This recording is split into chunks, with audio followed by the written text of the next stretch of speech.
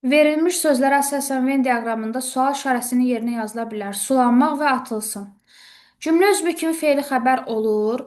Sulanmaq məsdər şəklində olduğu üçün biz bunu iddia eləyə bilmərik. Çünki məsdərlər ismi xəbər sayılır. Təsriflənən feildir. Yenə də məsdərə görə bu yanlış fikirdir. Sadə deyil, çünki hər ikisində leksik şəkilçi var. Tələffüzündə fərq var. Atılsın sözü yazıldığı kimi deyilir. İki qrammatik məna növündə düşünülə bilər, bu doğru fikirdir. Sulanmaq sözünü iki cür təhlil etmək mümkündür.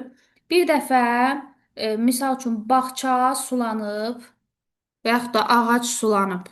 Əgər ağac sulanıbsa, burada hərəkət kimsə tərəfindən icra olunur və feilimiz olur məchul növ. Su, sulamaq, sulanmaq.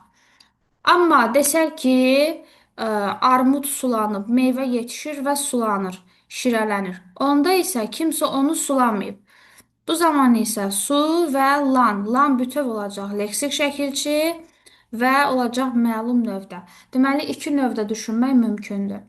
Atılmaq sözünü isə bir dəfə qayıdış növ, bir dəfə isə feilin məchul növündə düşünmək olar. Bu da cümlədən asılıdır. Misal üçün, bağlamalar atıldı məchul növdür, əsgər irəli atıldı qayıdış növdür.